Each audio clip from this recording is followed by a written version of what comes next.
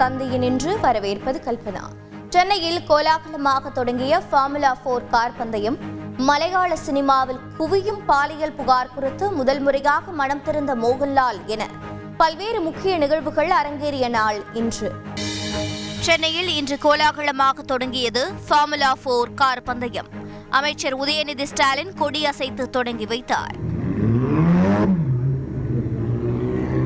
தகுதி சுற்று போட்டிகளில் சென்னை, பெங்களூர், ஹைதராபாத் உள்ளிட்ட 6 அணிகளின் கார்கள் பங்கேற்பு. ஃபார்முலா 4 கார் பந்தய பாதுகாப்பு பணியின் போது கொளத்தூர் காவல் உதவி ஆணையர் சிவக்குமார் உயிரிழப்பு. திடீர் நெஞ்சுவலி ஏற்பட்டு மயங்கி விழுந்த நிலையில் சிகிச்சை பலனின்றி மரணம். மதுரை, பெங்களூரு, சென்னை, நாகர்கோவில் இடையே வந்தே பாரத் ரயில் சேவை காணொலி காட்சி வாயிலாக இன்று தொடங்கி வைத்தார் பிரதமர் மோடி. தமிழகத்தில் ரயில்வே திட்டங்களுக்கு 7 மடங்கு அதிக நிதி ஒதுக்கப்பட்டுள்ளதாகவும் பெருமிதம். ஹரியானா சட்டமன்ற தேர்தல் தேதி மாற்றம். அக்டோபர் 1ஆம் தேதிக்கு பதிலாக 5ஆம் தேதி நடைபெறும் என தேர்தல் ஆணையம் இன்று அறிவிப்பு. வாக்கு எண்ணிக்கை அக்டோபர் 8க்கு ஒத்திவைப்பு. மலையாள நடிகர்கள் மீதான பாலியல் புகார் விவகாரத்தில் நான் எங்கும் ஓடி ஒளியவில்லை. கேரள நடிகர் சங்கத்தின் முன்னாள் தலைவர் மோகன்லால் இன்று அதிரடி பேட்டி.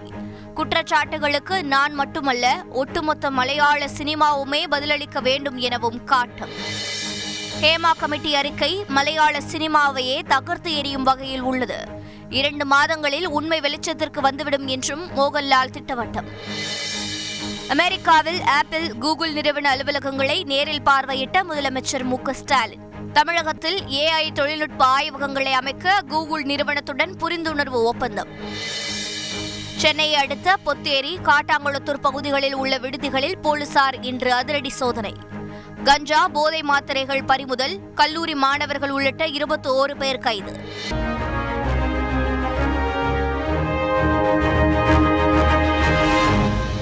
கேரள திரையுலகில் வெடித்துள்ள பாலியல் புகார் விவகாரம் குறித்து முதல் முறையாக மௌனம் கலைத்துள்ள நடிகர் மோகன்லால் தான் எங்கும் ஓடி ஒளியவில்லை என விளக்கமளித்துள்ளார். மலையாள திரையுலகம் எந்த வகையிலும் பாதிக்கப்படக்கூடாது என்பதில் தான் உறுதியாக இருப்பதாகவும் அவர் கூறியுள்ளார். செய்தியாளர்கள் சிவசபாபதி, பிரசாத் வழங்கிய தகவல்கள் இவை. ஹேமா கமிட்டி அறிக்கை வெளியானதை தொடர்ந்து அடுத்தடுத்து பாலியல் புகார்கள் வெளிவந்து கேரள திரையுலகை கதிகலங்க வைத்திருக்கிறது. மலையாள நடிகர் சங்கமான அம்மா அமைப்பின் தலைவர் பதவியை ராஜினாமா செய்த நடிகர் மோகன்லால் இந்த விவகாரத்தில் கருத்து தெரிவிக்காமல் இருந்தார். இந்நிலையில் திருவனந்தபுரத்தில் கேரள பிரீமியம் லீக் கிரிக்கெட் தொடக்க விழாவில் இன்று பங்கேற்ற மோகன்லால் முதன்முறையாக மௌனம் கலைத்துள்ளார். தான் எங்கும் ஓடி ஒளியவில்லை என கூறியுள்ள அவர் ஹேமா கமிட்டி அறிக்கைக்கு தான் மட்டும் பதில் கூற வேண்டியதில்லை என தெரிவித்துள்ளார். நான் எங்கேயும் ஓடி ஒளியல. உடல்நிலை சரியில்லாமல் போனதுனால மருத்துவ சிகிச்சைக்கு போனேன். அடுத்தடுத்து குஜராத், பெங்களூரு, சென்னையில் தங்க வேண்டிய சூழல் இருந்தது. ஹேமா கமிட்டி அறிக்கை பற்றி நான் மட்டும் பதில் சொன்னால் சரி வராது. ஒட்டுமொத்த கேரளா சினிமாவும் இதற்கு பதில் சொல்லணும். மலையாள திரையுலகம் எந்த வகையிலும் பாதிக்கப்படக்கூடாது என்பதில் தான் உறுதியாக இருப்பதாக தெரிவித்துள்ள மோகன்லால் அம்மா சங்கம் மீது அவதூறு பரப்ப வேண்டாம் என கேட்டுக்கொண்டார். மலையாள சினிமா தகர்ந்து போறத நான் விரும்பல. கொஞ்சம் பொறுங்க, எல்லாத்துக்கும் தீர்வு கிடைக்கும். 2 மாசத்துல உண்மை வெளிச்சத்துக்கு வரும். மறுபடியும் இது மாதிரியான சம்பவங்கள் நடக்காம இருக்க நடவடிக்கை எடுக்கணும். நீதிபதி ஹேமா குழு அறிக்கையில் இடம்பெற்றுள்ள தகவல்கள் அதிர்ச்சி அளிப்பதாக கூறியுள்ள நடிகை அமலா பால் பாலியல் அத்துமீறலால் பாதிக்கப்பட்ட அனைத்து நடிகைகளுக்கும் நீதி கிடைக்க வேண்டும் என தெரிவித்துள்ளார். இதனிடையே மலையாள சினிமாவில் வயது வித்தியாசமின்றி பெண்களிடம் நடிகர்கள், தயாரிப்பாளர்கள் அத்துமீறியதாக நடிகை சாந்தி வில்லியம்ஸ் குற்றம் சாட்டியுள்ளார். மலையாள இண்டஸ்ட்ரியில் அந்த காலம் முதலே இந்த மாதிரி பிரச்சனைகள் பெண்களுக்கான பாலியல் தொல்லைகள், அட்ஜஸ்ட்மெண்ட்டுங்கிற விஷயம் இதெல்லாம் நிறையவே மலையாள இண்டஸ்ட்ரியில் இருந்தது. பெண்களுக்கு எதிரான அவலங்களை தட்டி கேட்க வேண்டியவர்கள் அமைதியாக இருப்பதாக குற்றம் சாட்டியுள்ள நடிகை விசித்ரா, நடிகைகளுக்கு பிரச்சனை வராது என முன்னணி நடிகர்கள், தயாரிப்பாளர்கள் உறுதியளிக்க முடியுமா என கேள்வி எழுப்பியுள்ளார். இது ஒரு புறம் இருக்க, கேரளாவில் ஹேமா கமிட்டி அறிக்கை வெளியிடப்பட்டதை போல் தெலுங்கு திரையுலகில் நிகழும் பாலியல் துன்புறுத்தல் குறித்து விசாரித்த குழுவின் அறிக்கையை வெளியிட வேண்டும் என முன்னணி நடிகை சமந்தா வலியுறுத்தியுள்ளார். தெற்காசியாவிலேயே முதல் முறையாக சென்னையில் நடைபெறும் ஃபார்முலா 4 கார் பந்தயத்தை அமைச்சர் உதயநிதி ஸ்டாலின் இன்று கொடியசைத்து தொடங்கி வைத்தார். முதல் நாளான இன்று பயிற்சி போட்டிகள் நடைபெற்ற நிலையில் பிரதான பந்தயம் நாளை நடைபெறுகிறது. செய்தியாளர்கள் ராமச்சந்திரன், சமயமணிவண்ணன் வழங்கிய தகவல்களை இந்த தொகுப்பில் பார்க்கலாம். மழை காரணமாக கடந்த டிசம்பர் மாதம் நடைபெற இருந்த ஃபார்முலா 4 இரவு நேர கார் பந்தயம் ஒத்திவைக்கப்பட்டு நீண்ட இடைவெளிக்கு பிறகு சென்னையில் இன்று தொடங்கியது. இதற்காக தீவுத்திடல், போர் நினைவு சின்னம், நேப்பியர் பாலம், சுவாமி சிவானந்தா சாலை, அண்ணா சாலை வரை 3.5 கிலோமீட்டர் தூரத்திற்கு பந்தய பாதை அமைக்கப்பட்டுள்ளது. இது தெற்கு ஆசியாவிலேயே மிக நீளமான ஸ்ட்ரீட் சர்க்கியூட் என்பது குறிப்பிடத்தக்கது. இந்நிலையில் ஃபார்முலா 4 இரவு நேர கார் பந்தயத்தை விளையாட்டுத்துறை அமைச்சர் உதயநிதி ஸ்டாலின் இன்று கொடியசைத்து தொடங்கி வைத்தார்.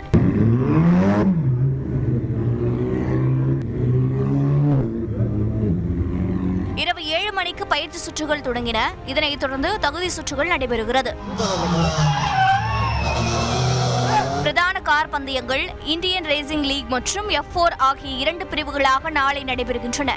பந்தய கார்கள் 210 முதல் 240 கிலோமீட்டர் வேகம் வரை செல்வதால் பார்வையாளர்களிடம் பிரமிப்பை ஏற்படுத்தியுள்ளது. சென்னை, பெங்களூர், ஹைதராபாத் உள்ளிட்ட 6 அணிகள் பங்கேற்றுள்ள நிலையில் ஒரு அணியில் 4 வீரர்கள் என மொத்தம் 24 வீரர்கள் இடம்பெற்றுள்ளனர். ஆயிரக்கணக்கானோர் இந்த கார் பந்தயத்தை பார்த்து ரசிக்கும் வகையில் ஏற்பாடுகள் செய்யப்பட்டுள்ளன. இதற்காக சிவானந்தா சாலையில் 3, அண்ணா சாலையில் 2 என 5 பார்வை மாடங்கள் அமைக்கப்பட்டுள்ளன. முதல் முறையாக நடப்பதால் கார் பந்தயத்தை காண ரசிகர்கள் இலவசமாக அனுமதிக்கப்படுகின்றனர். பேடிஎம் இணையதளத்தில் பதிவு செய்து இலவச டிக்கெட்டை பதிவிறக்கம் செய்ய வேண்டும் என தெரிவிக்கப்பட்டுள்ளது. வெளி உணவு, ஆயுதங்கள், புகையிலை பொருட்கள், குடை, செல்லப்பிராணிகள் உள்ளிட்டவை கார் பந்தய அரங்கத்திற்குள் அனுமதிக்கப்படாது என கூறப்பட்டுள்ளது. கார் பந்தயத்தை காண வந்த ரசிகர்கள் ரூபன் செல்வராஜ், அரவிந்த் கூறுகையில், நல்லா இருக்கும், எக்ஸைட்டடாக இருக்கும். இந்த மாதிரி நடந்தால் நல்லா இருக்கும் பார்க்கறதுக்கு. நம்ம டெவலப்மெண்ட்டாக சென்னைக்கு கொஞ்சம் நல்லாயிருக்கும், அவேர்னஸ் நிறைய வேணும். டைம் சென்னையில் அதுவும் வந்து F4 நடக்கிறது பார்க்குறதுக்கு ரொம்ப இன்ட்ரெஸ்டிங்காக இருக்க போகுது. இது வரைக்கும் ரேஸ் ட்ராக்லலாம் நான் போய் பார்த்தது கிடையாது. So this is the first time that I am seeing in the city. இதனிடையே ஃபார்முலா 4 கார் பந்தய பாதுகாப்பு பணியின் போது கொளத்தூர் காவல் உதவி ஆணையர் சிவக்குமார் திடீர் நெஞ்சுவலி ஏற்பட்டு மயங்கி விழுந்த நிலையில் மருத்துவமனையில் சிகிச்சை பலனின்றி உயிரிழந்தார். செய்தியாளர் சமயமணிவண்ணன் வழங்கும் கூடுதல் தகவல். இன்றைய தினத்தை பொறுத்தவரைக்கும் ஃபார்முலா 4 கார் பந்தயத்திற்கான பயிற்சி போட்டிகள் மட்டுமே நடைபெற்றன. ஏனென்றால் நீண்ட நேர காத்திருப்பு மற்றும் காலதாமதம் காரணமாக ஏற்பட்ட இடர்பாடுகளுக்காக இன்றைய தினம் பயிற்சி போட்டிகள் மட்டுமே நடத்தப்பட்டன. இதனைத் தொடர்ந்து நாளைய தினம் ஃபார்முலா 4 மற்றும் இந்தியன் ரேசிங் லீக் ஆகிய 2 பிரிவுகளுக்குமான தகுதி சுற்று போட்டிகள் நடைபெற்று அதற்கான முடிவுகளும் அறிவிக்கப்பட உள்ளன. கல்பனா. நன்றி சமயமணிவண்ணன். தான் மலையாள சினிமாவில் நடிக்கும்போது நடிகைகளின் கேரவன்களில் ரகசிய கேமராக்கள் வைக்கப்பட்டிருந்ததாக நடிகை ராதிகா கூறியிருப்பது பரபரப்பை ஏற்படுத்தியுள்ளது. இதுகுறித்து ராதிகாவிடம் விசாரிக்க சிறப்பு விசாரணை குழுவினர் முடிவு செய்துள்ளனர். செய்தியாளர் சிவசபாபதி வழங்கிய தகவல்கள் இவை. மலையாள திரைப்பட நடிகர்கள், இயக்குநர்கள் மீது அடுத்தடுத்து பாலியல் புகார்கள் வந்த வண்ணம் உள்ளன. இது தொடர்பான வழக்குகளும் விசாரணையும் தீவிரமடைந்துள்ள சூழலில் படப்பிடிப்பு தளத்தில் தனக்கு பாலியல் துன்புறுத்தல் கொடுக்கப்பட்டதாக திருச்சூரைச் சேர்ந்த பெண் ஒப்பனை கலைஞர் ஒருவர் புகார் அளித்துள்ளார். தன்னுடன் பணியாற்றிய ஆண் ஒப்பனை கலைஞர்களான ஷியாம் சராயி, சுபாஷ், சாருத் ஆகியோர் பாலியல் ரீதியாக துன்புறுத்தியதாக குற்றம் சாட்டியுள்ள அவர் திரைப்பட தொழிலாளர் சங்கமான சொர்கா அமைப்பில் புகார் செய்தும் பலனில்லை என்று வேதனை தெரிவித்துள்ளார். விளம்பரப்பட பணிக்காக சென்றபோது தன்னை கொச்சியில் உள்ள ஹோட்டலுக்கு வரவழைத்து தவறாக நடந்து கொண்டதாக துணை நடிகை அளித்த புகாரின் அடிப்படையில் இயக்குனர் ஸ்ரீகுமார் மேனன் மீது போலீசார் வழக்கு பதிவு செய்துள்ளனர். இதேபோல் இயக்குனர் ரஞ்சித் மீது வங்காள நடிகை ஸ்ரீலேகா மித்ரா ஏற்கனவே பாலியல் புகார் அளித்துள்ள நிலையில் தனக்கும் பாலியல் துன்புறுத்தல் அளித்ததாக இளைஞர் அளித்த புகார் அடிப்படையில் இயக்குனர் ரஞ்சித் மீது 2வது வழக்கு பதிவு செய்யப்பட்டுள்ளது. நடிகரும் எம்எல்ஏவுமான முகேஷ் மீது பாலியல் வன்கொடுமை புகார் அளித்த நடிகையிடம் போலீசார் ரகசிய வாக்குமூலம் பதிவு செய்துள்ளனர். இந்த பரபரப்புகள் ஓய்வதற்குள் தான் மலையாள சினிமாவில் நடிக்கும் போது நடிகைகளின் கேரவன்களில் ரகசிய கேமராக்கள் வைக்கப்பட்டிருந்ததாக நடிகை ராதிகா திடுக்கிடும் தகவலை கூறி புதிய புயலை கிளப்பியுள்ளார். வீடியோ பார்த்துக்கிட்டு சிரிச்சிட்டு இருந்தாங்க. அப்புறம் நான் அதை பார்த்துட்டு நான் இன்னொருத்தர் தமிழ் ஆள் ஒன்று கூப்பிட்டு என்ன பார்த்து சிரிச்சிட்ருக்கீங்க அப்படின்னு கேட்டேன். இல்லை மேடம், எல்லா நடிகைங்களோட கேரவனில் துணி மாற்றுற வீடியோ வச்சுருக்காங்க, எந்த பேர் சொன்னாலும் அதில் இருக்குது அப்படின்னு சொன்னோன்னே எனக்கு ரொம்ப ஷாக் ஆகிடுச்சு. நான் எனக்கு தெரிஞ்ச எல்லா நடிகைங்களுக்கும் சொல்லிட்டேன், கொஞ்சம் கேரவேனுக்குள்ளே போகும்போது ஜாக்கிரதையாக போகும். அப்புறம் நான் அவங்கள ரொம்ப பேசிட்டேன்.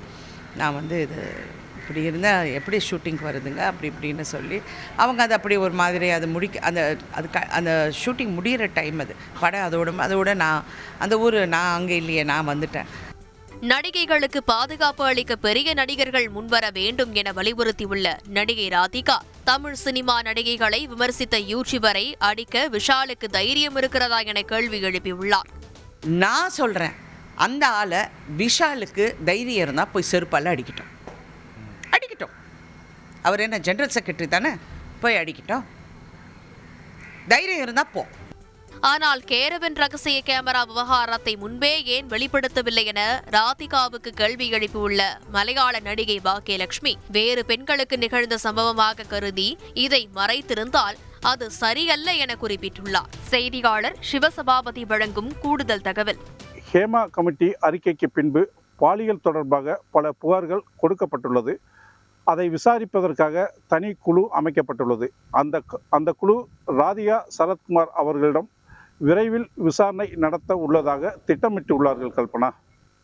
நன்றி சிவசபாபதி. சென்னை, நாகர்கோவில் மற்றும் மதுரை, பெங்களூரு வழித்தடங்களில் 2 புதிய வந்தே பாரத் ரயில்களை பிரதமர் மோடி இன்று காணொலி காட்சி மூலமாக தொடங்கி வைத்தார்.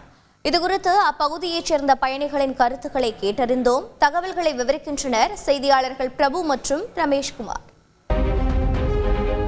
நவீன வசதிகளுடன் கூடிய வந்தே பாரத் ரயில்கள் தமிழ்நாட்டில் சென்னையிலிருந்து கோவை, நெல்லை, மைசூரு, விஜயவாடா மற்றும் கோவையிலிருந்து பெங்களூரு ஆகிய நகரங்களுக்கு ஏற்கனவே இயக்கப்பட்டு வருகின்றன. வந்தே பாரத் ரயில்களுக்கு எதிர்பார்ப்பும் வரவேற்பும் அதிகரித்துள்ள நிலையில் பயணிகளின் கோரிக்கையை ஏற்று சென்னை, நாகர்கோவில் மற்றும் மதுரை, பெங்களூரு வழித்தடங்களில் 2 புதிய வந்தே பாரத் ரயில் சேவைகளை பிரதமர் மோடி இன்று காணொலி காட்சி மூலமாக தொடங்கி வைத்தார். சென்னை எழும்பூர் ரயில் நிலையத்தில் காலை 5 மணிக்கு புறப்படும் வந்தே பாரத் ரயிலானது மதியம் 1:50 மணிக்கு நாகர்கோவிலை சென்றடையும். மறுமார்க்கத்தில் பிற்பகல் 2:30 மணிக்கு நாகர்கோவிலிருந்து புறப்பட்டு இரவு 11 மணிக்கு எழும்பூரை வந்தடைகிறது. இந்த ரயிலானது தாம்பரம், விழுப்புரம், திருச்சி, திண்டுக்கல், மதுரை, கோவில்பட்டி மற்றும் நெல்லை ஆகிய ரயில் நிலையங்களில் நின்று செல்லும் என அறிவிக்கப்பட்டுள்ளது. டிக்கெட் கட்டணத்தை பொறுத்தவரை எழும்பூரிலிருந்து நாகர்கோவிலுக்கு ஏசி சேர் கார் இருக்கைக்கு 1760 ரூபாயாகவும், எக்ஸிக்யூட்டிவ் சேர் கார் இருக்கைக்கு 3240 ரூபாயாகவும் நிர்ணயிக்கப்பட்டுள்ளது. மேலும் எழும்பூரிலிருந்து திருச்சிக்கு சேர் கார் இருக்கைக்கு 955 ரூபாயும், மதுரைக்கு 1200 ரூபாயும், நெல்லைக்கு 1665 ரூபாயும் கட்டணமாக வசூலிக்கப்படுகிறது. இதேபோல் மதுரை, பெங்களூரு இடையிலான வந்தே பாரத் ரயில் மதுரையிலிருந்து காலை 5:15 மணிக்கு புறப்பட்டு மதியம் 1 மணிக்கு பெங்களூரு கண்டோன்மெண்ட் சென்றடைகிறது. 8 பெட்டிகளை கொண்ட இந்த ரயில் திண்டுக்கல், திருச்சி, கரூர், நாமக்கல், சேலம், கிருஷ்ணராஜபுரத்தில் நின்று செல்லும் என்றும் ஏசி சேர் கார் இருக்கைக்கான டிக்கெட் 1575 ரூபாயாகவும், எக்ஸிக்யூட்டிவ் இருக்கைக்கான டிக்கெட் 2865 ரூபாயாகவும் நிர்ணயம் செய்யப்பட்டுள்ளது.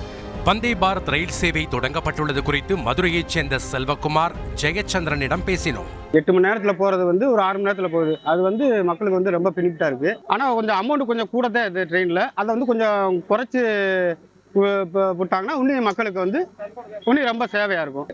மற்ற ட்ரெயின்லாம் 12 மணி நேரம் 15 மணி நேரம் போகுது. இந்த ட்ரெயின் 8 மணி நேரம் 6 மணி நேரத்தில் போகுது.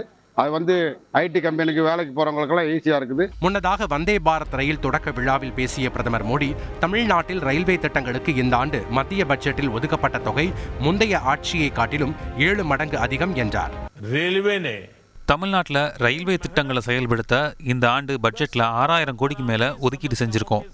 2014ஆம் ஆண்டு ஒதுக்கப்பட்ட தொகையோடு ஒப்பிடும்போது தமிழ்நாட்டுக்கு 7 மடங்கு அதிக நிதி ஒதுக்கியிருக்கோம். இதனிடையே தாம்பரத்தில் புதிய வந்தே பாரத் ரயிலை வரவேற்கும் நிகழ்ச்சியில் திமுக மற்றும் பாஜகவினர் மாறி மாறி கோஷமிட்டதால் பரபரப்பு ஏற்பட்டது.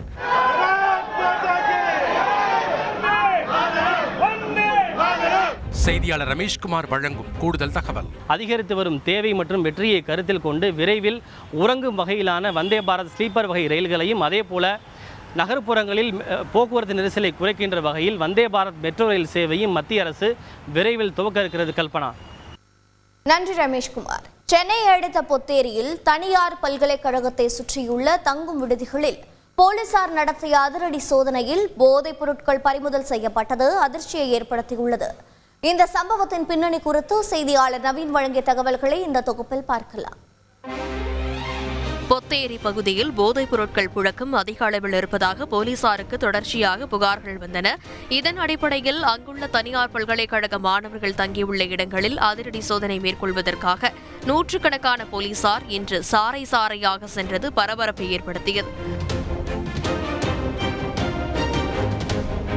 பொத்தேரி, காட்டாங்குளத்தூர் பகுதிகளில் உள்ள மாணவர்கள் தங்கும் விடுதிகள், வாடகை வீடுகள் உள்ளிட்ட இடங்களில் சுமார் 4 மணி நேரமாக 500க்கும் மேற்பட்ட போலீசார் தீவிர சோதனை நடத்தினர். மாணவர்களின் பைகள், இருசக்கர வாகனங்கள் மற்றும் கார்களிலும் சோதனை நடைபெற்றது. இதில் கஞ்சா சாக்லேட்டுகள், கஞ்சா ஆயில், கஞ்சா புகைக்க பயன்படுத்தப்பட்ட பொருட்கள் பறிமுதல் செய்யப்பட்டது அதிர்ச்சியை ஏற்படுத்தியுள்ளது. கைப்பற்றப்பட்ட போதைப் பொருட்கள் மறைமலை நகர் காவல் நிலையத்தில் வைக்கப்பட்டன. 19 மாணவர்களை கைது செய்த போலீசார் அவர்களிடம் தனித்தனியாக விசாரணை நடத்தினர். நவீன், கஞ்சா உள்ளிட்ட போதைப் பொருட்கள் பயன்படுத்திய மாணவர்கள் மீது ஏதேனும் நடவடிக்கை எடுக்கப்பட்டுள்ளதா? விசாரணை தொடர்பான கூடுதல் விவரங்களை சொல்லுங்க. சென்னை அடுத்த பொத்தேரி பகுதியில் உள்ள தனியார் கல்லூரி மாணவர்கள் தங்கியிருந்த அடுக்குமாடி குடியிருப்பில் இன்று காலை 1000க்கும் மேற்பட்ட போலீசார் திடீரென ஆய்வு மேற்கொண்டனர். இந்த ஆய்வின் போது கஞ்சா உள்ளிட்ட பல்வேறு வகையான போதைப் பொருட்கள் இந்த கல்லூரி மாணவர்களிடம் பறிமுதல் செய்யப்பட்டது. தொடர்ந்து இந்த மாணவர்களை கைது செய்த போலீசார் இந்த மறைமலை நகர் காவல் நிலையத்தில் அழைத்து விசாரணை நடத்தினர். இந்த விசாரணையில் 19 கல்லூரி மாணவர்கள் உட்பட 21 பேரை போலீசார் கைது செய்திருக்கிறார்கள். இந்த சம்பவம் தொடர்பாக 20 வழக்குகள் மறைமலை நகர் காவல் நிலையத்தில் பதிவு செய்யப்பட்டுள்ளதாக காவல்துறை தரப்பில் தெரிவிக்கப்பட்டுள்ளது. அதே போல இந்த மாணவர்கள் தங்கியிருந்த இடங்களில் சுமார் 60 இருசக்கர வாகனம், ஒரு 4 சக்கர வாகனம் சந்தேகத்திற்கிடமான நிலையில் நிறுத்தி வைக்கப்பட்டிருப்பதாகவும் அது தொடர்பான விசாரணையும் தற்போது நடைபெற்று வருவதாக காவல்துறை தரப்பில் தெரிவிக்கப்பட்டுள்ளது. கல்பனா, நன்றி நவீன். தொழில் முதலீடுகளை ஈர்க்க அமெரிக்கா சென்றுள்ள முதலமைச்சர் ஸ்டாலின் முன்னிலையில் AI ஆய்வகம் அமைப்பது தொடர்பான கூகுள் நிறுவனத்துடன் ஒப்பந்தம் கையெழுத்தாகியுள்ளது. இதனிடையே ஹரியானா மாநில சட்டமன்ற தேர்தல் அக்டோபர் 8ஆம் தேதி நடைபெறும் என தேர்தல் ஆணையம் இன்று அறிவித்துள்ளது. இன்றைய நாளின் முக்கிய அரசியல் நிகழ்வுகளை விவரிக்கிறது பின்வரும் தொகுப்பு. டெல்லியில் உள்ள பாரத் மண்டபத்தில் மாவட்ட நீதித்துறையின் 2 நாள் தேசிய மாநாட்டை இன்று தொடங்கி வைத்த பிரதமர் மோடி பெண்களுக்கு எதிரான குற்றங்கள் மிகவும் தீவிரமானவை என்றும் இந்த வழக்குகளில் விரைந்து முடிவெடுக்க வேண்டும் என்றும் நீதித்துறையை கேட்டுக்கொண்டார். PM ஸ்ரீ திட்டத்தை தமிழக அரசு ஏற்றுக்கொள்ள வேண்டும் என மத்திய கல்வி அமைச்சர் தர்மேந்திர பிரதான் வலியுறுத்தியிருந்த நிலையில் மத்திய அரசு மும்மொழி கொள்கையை புகுத்த முயற்சிப்பதாக அமைச்சர் பொன்முடி இன்று குற்றம் சாட்டியுள்ளார். அந்த சமித்ரா சிக்ஷா அதில் புதிய கல்விக் கொள்கையை புகுத்தி மும்மொழி கொள்கையை புகுத்தி அதையும் நாங்கள் ஏற்றுக்கொள்ள வேண்டும். அதை ஏற்றுக்கொண்டால்தான் இதுக்கு நாங்கள் பணம் கொடுப்போம் அப்படின்னு சொல்கிறாங்க. மக்களவைத் தேர்தலில் தேனி தொகுதியில் வெற்றி பெற்ற தங்க தமிழ்ச்செல்வன் MP தேர்தல் பணியாற்றிய உசிலம்பட்டி திமுக நிர்வாகிகளுக்கு தங்கச் செயின் மோதிரம் அணிவித்து இன்று நன்றி தெரிவித்தார்.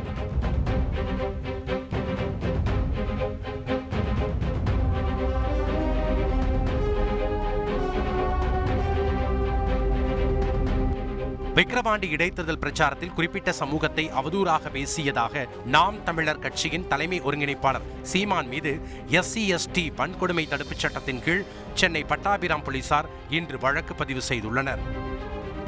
தொழில் முதலீடுகளை ஈர்க்க அமெரிக்கா சென்றுள்ள முதலமைச்சர் ஸ்டாலின் சான் பிரான்சிஸ்கோ நகரில் உள்ள கூகுள் மற்றும் ஆப்பிள் நிறுவன அலுவலகங்களை நேரில் பார்வையிட்டார்.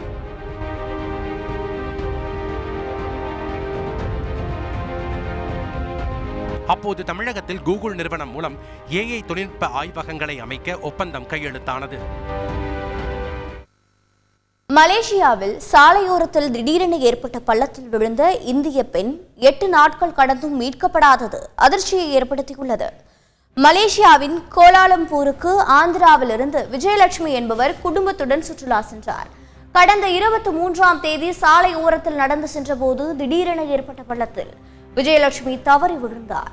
அவரை மீட்கும் பணி தொடர்ந்து நடைபெற்ற நிலையில் 8 நாட்களாகியும் விஜயலட்சுமியை கண்டுபிடிக்காதது அதிர்ச்சியை ஏற்படுத்தியுள்ளது.